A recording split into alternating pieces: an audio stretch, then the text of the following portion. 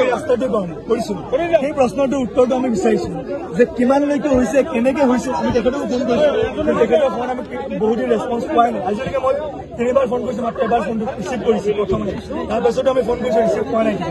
গতিকে আজি যিহেতু আপুনি আহিব সুধিছে মই গুৱাহাটীৰ পৰা ইয়ালৈ আহিছো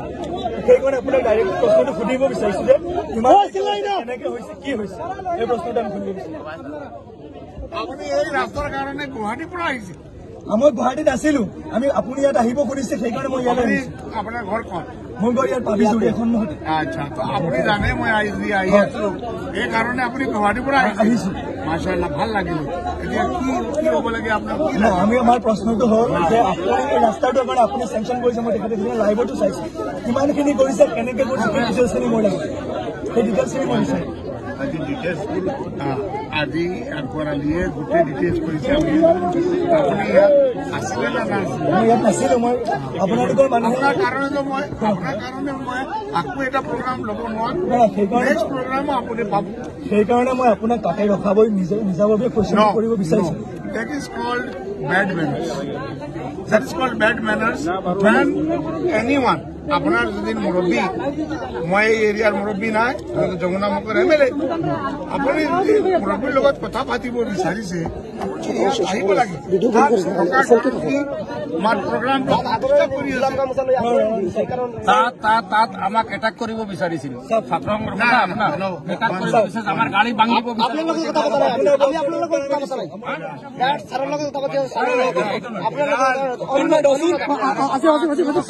আপনাৰ গাড়ী ভাঙিলে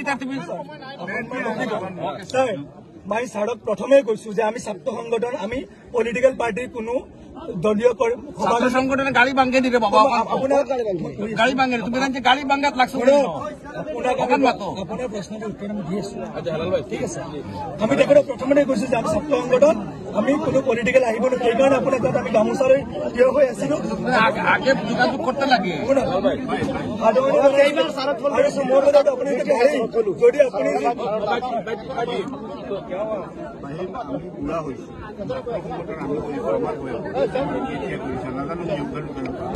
Any political party বুলি কথা নাই এখন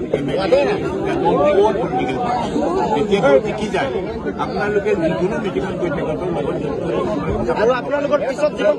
ইয়াত আহিলে ছাত্ৰ সন্থা AIG হৈ নাযাব তুমি ভালকে জানা যে AIGৰ মিটিঙত ছাত্ৰ সংগঠন আহে তেতিয়াহ'লে এই সংগঠনটো AIG হৈ নাযায় কাৰণ তোমালোকে ক'ব যে আমাৰ বিধায়ক ভাই লোকেল বিধায়ক অকণমান ৰাখিব আমাৰ প্ৰশ্ন মই 9 তাৰিখত টেণ্ডাৰিং হৈ গৈছে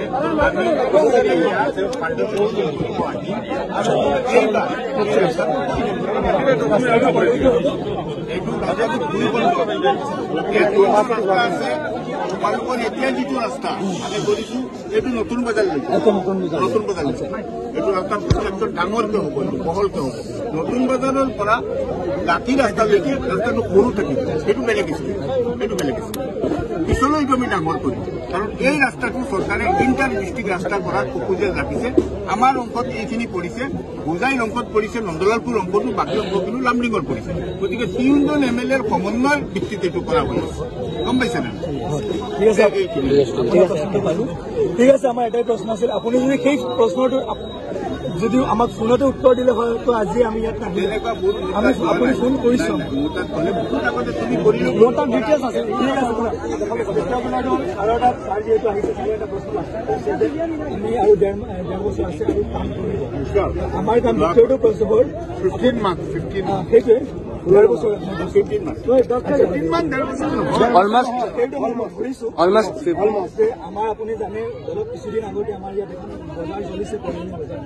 আৰু এই ফায়াৰ ব্ৰিগেড নাই ইয়াত ফায়াৰ ব্ৰিগেড ষ্টেচন নাই পূজাৰ পৰা আহিব লগা হয় বা শংকৰদেৱ নগৰ বা ঢবকা বা এই চাইডৰ পৰা তো আমি অনুৰোধ কৰিছো যে মুৰাজাৰ অঞ্চলত এখন ফায়াৰ ব্ৰিগেডৰ ব্যৱস্থা কৰি দিব সেইকাৰণে আমিতো জানিব বিচাৰিম আমাৰ কাজিয়া লাগি আছে আমি বিচাৰিছো মুৰাজাৰ প্ৰশাসনে বিচাৰিছে নীলবাগান প্ৰশাসনে আমাক কৈছে যে আমি এখন নীলবাগানতে ডিচিয়ে কৈছে আমি মাটি দিব পাৰিম পৰ্যাপ্ত মাটি নীলবাগানত আছে সেই পৰিমাণৰ মাটি মুৰাজাৰত নাই আমি কৈছে নাই